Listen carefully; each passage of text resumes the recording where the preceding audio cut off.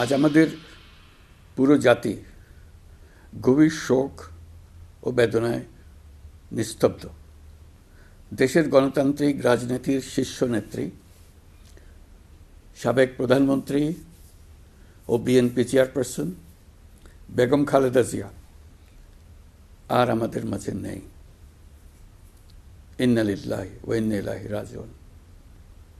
বেগম খালেদা জিয়ার ইন্তেকালে আমরা গভীরভাবে শোকাহত ও মর্মাহত। তার মৃত্যুতে জাতি এক মহান অভিভাবককে হারিয়েছে।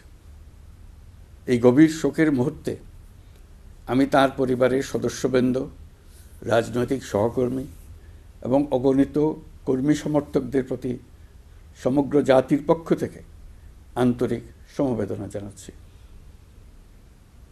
মহান আল্লাহর কাছে আমার প্রার্থনা, তিনি যেন আমাদের সবাইকে এই গভীর শোক কাটিয়ে ওঠার শক্তি দান করেন।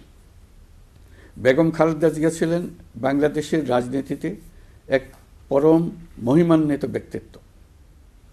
গণতন্ত্র, বহুদলীয় রাজনৈতিক সংস্কৃতি এবং জনগণের অধিকার প্রতিষ্ঠার সংগ্রামে তার অসামান্য ভূমিকা ইতিহাসে অম্লান হয়ে থাকবে।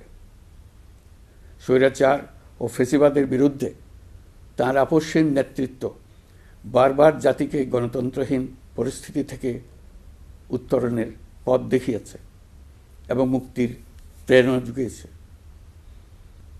দেশ ও জাতির প্রতি তাঁর সমুজ্জ্বল অবদান জাতি চিরকাল শ্রদ্ধার সাথে স্মরণ করবে। তাঁর দীর্ঘ রাজনৈতিক যাত্রা, গণমুখী নেতৃত্ব এবং প্রিয় মাতৃভূমির স্বাধীনতা ও সার্বভৌমত্বকে সমুন্নত রাখতে তাঁর অবিচল ভূমিকা অবিস্মরণীয় হয়ে থাকবে। এমন একজন মহান দূরদর্শী ও নিখাদ দেশপ্রেমিক নেত্রীর শূন্যতা পূরণ হবার নয়। প্রিয় দেশবাসী, এই শোকাবহ মুহূর্তে আপনাদের প্রতি আমার উদাত্ত আহ্বান, আসুন আমরা সবাই যার যার অবস্থান থেকে মহান আল্লাহর দরবারে বেগম খালেদা জিয়ার বিদেহী আত্মার মাগফিরাত কামনা করি। একই সঙ্গে জাতির এই কঠিন সময়ে আমরা যেন ঐক্যবদ্ধ থাকি। শোকের এই সময়ে কেউ যেন অস্থিতিশীলতা বা নাশকতার অপচেষ্টা চালাতে না পারে, সে বিষয়ে আমি সবাইকে সজাগ থাকার আহ্বান জানাচ্ছি। এই সময়ে আমাদের সবার দায়িত্বশীল ভূমিকা পালন করা অত্যন্ত জরুরি।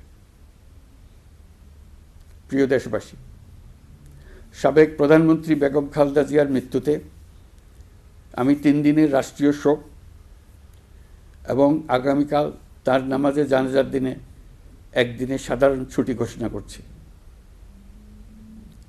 নামাজে জানাজা সহ সব ধরনের শোক পালনে শৃঙ্খলা বজায় রাখার জন্য আমি সবার প্রতি বিনীত আহ্বান জানাচ্ছি।